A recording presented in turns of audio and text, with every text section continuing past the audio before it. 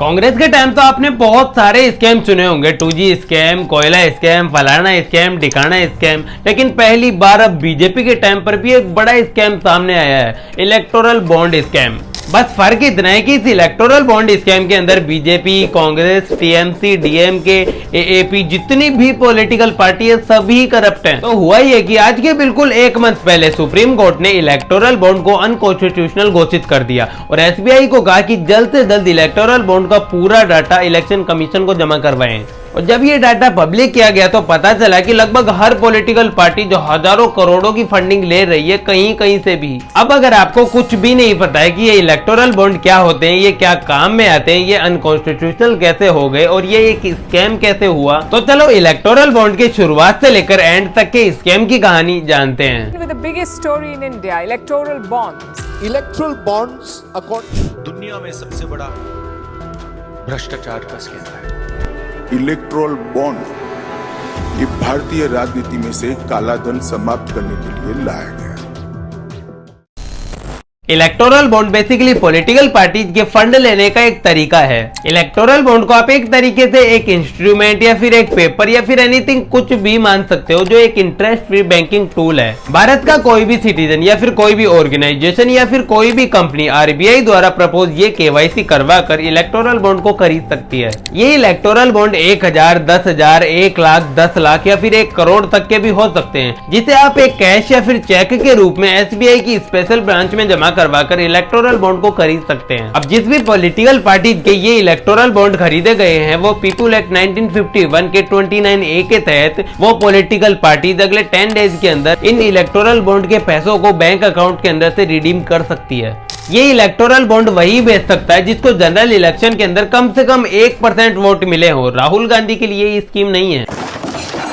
अब इसमें एक गुमनामी इलेक्टोरल बॉन्ड का फीचर भी होता है, मतलब अगर इलेक्टोरल बॉन्ड बेचने वाले और इलेक्टोरल बॉन्ड को खरीदने वाले का कोई भी डेटा उपलब्ध नहीं है तो फिर उस इलेक्टोरल बॉन्ड के पैसे प्राइम मिनिस्टर के रिलीफ फंड के अंदर चले जाएंगे। अब ये इलेक्टोरल बॉन्ड की जो स्कीम है ये एक मनी बिल की तरह है जिसे अरुण जेटली ने 2017 के यूनियन बजट के साथ में इंट्रोड्यूस किया था। अब इस बॉन्ड स्कीम की इंट्रोड्यूसिंग के दौरान पार्लियामेंट की कुछ सिक्योरिटी प्रोसेसेस को उस टाइम पर नजरअंदाज कर दिया गया था, जिससे आर्टिकल 110 का वायलेशन हुआ था, क्योंकि कॉन्स्टिट्यूशन के अनुसार ऐसे मनी बिल सिर्फ राज्यसभा के अंदर ही पारित हो सकते हैं। लोकसभा इस पर सिर्फ कमेंट कर सकता है, इनको पारित नहीं कर सकता।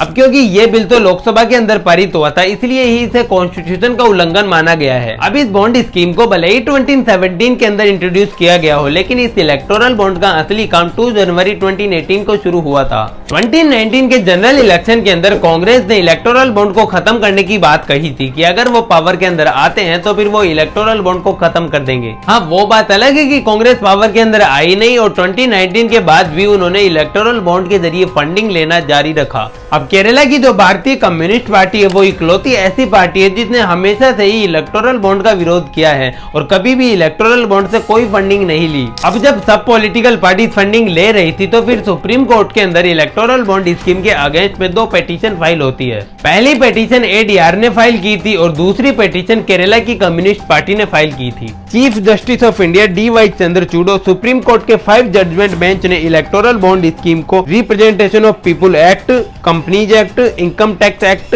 के संशोधन को रद्द कर दिया और अनकॉन्स्टिट्यूशनल करार दे दिया। पॉलिटिकल फंडिंग के बारे में वोटर्स के राइट टू इन्फॉर्मेशन का उल्लंघन माना है। मतलब सीधी भाषा में बताऊं तो सुप्रीम कोर्ट का कहना है कि वोटर्स को ये अधिकार है कि उनको पता होना चाहिए कि पॉलिटिकल पार्टी कहां से फंडिंग ले रही है, पर उनसे ये छिपाया जा रहा है। इलेक्टोरल बॉन्ड स्कीम भले ही इसलिए लाई गई थी कि पॉलिटिकल फंडिंग कहां से आ रही है इसमें थोड़ी ट्रांसपेरेंसी रह सके, क्योंकि इस इलेक्टोरल बॉन्ड स्कीम के अंदर कई सारे लूप होल हैं। इन इलेक्टोरल बॉन्ड को मोनिका जैसे लोग खरीद रहे हैं। कौन है ये मोनिका?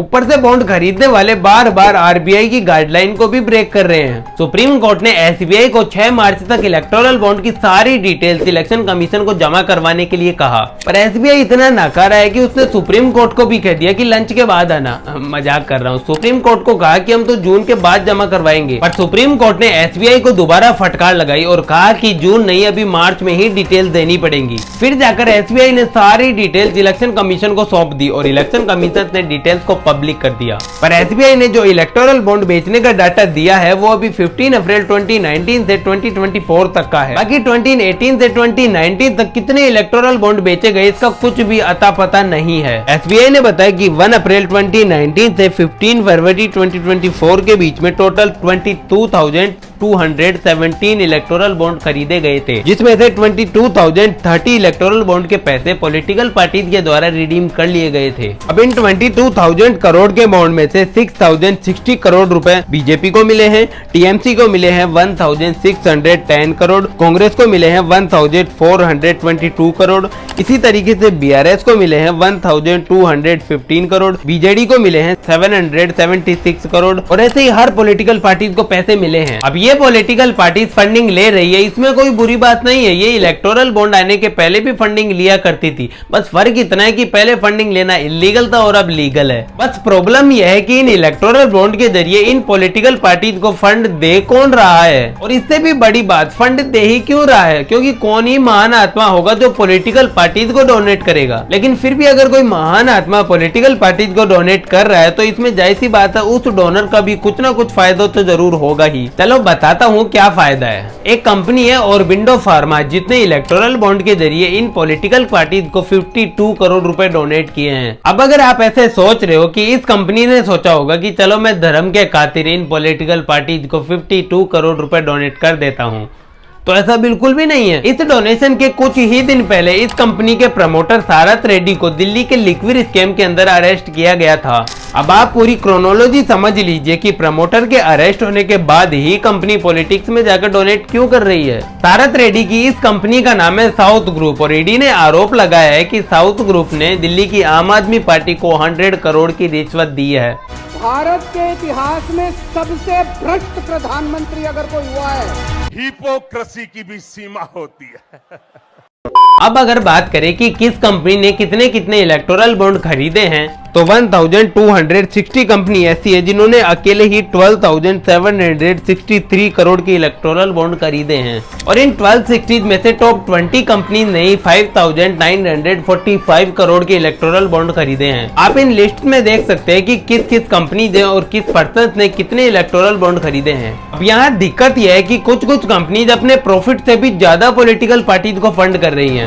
जैसे फ्यूचर गेमिंग और होटल सर्विस कंपनी है जिसने टोटल 1,368 करोड़ के इलेक्टोरल बॉन्ड खरीदे हैं, बल्कि कंपनी 2019 से 2023 तक अपने बिजनेस में सिर्फ 215 करोड़ का प्रॉफिट कमा पाई है। मतलब ये कंपनी अपने प्रॉफिट से 635% ज्यादा डोनेट कर रही है और यही हाल बाकी कंपनीज का भी है। बल्कि इलेक्शन कमीशन ने इस पर एक लिमिट लगाई हुई है कि कोई भी कंपनी अपने प्रॉफिट का सिर्फ 7.6% ही डोनेट कर सकती है। बस इसीलिए इलेक्टोरल बॉन्ड एक स्कैम है, क्योंकि कोई भी कंपनी नुकसान में जाकर किसी पॉलिटिकल पार्टी को तभी फंड करेगी जब कोई वो गलत काम कर रही हो, जैसे मैंने अभी साउथ ग्रुप के केस के अंदर बताया था। बाकी तो मैं अपनी पहले भी कई वीडियोस के अंदर कह चुका हूँ कि हर पॉलिटिकल पार्टी है वो करप्ट है, बस उनका करप्शन सामने आने की देर है। बाकी इस बारे में आप क्या सोचते हैं, कमेंट में अपने विचार जरूर बताइएगा। वीडियो अगर आपको पसंद आया हो तो चैनल को सब्सक्राइब करके मेरे साथ जरूर जुड़िएगा।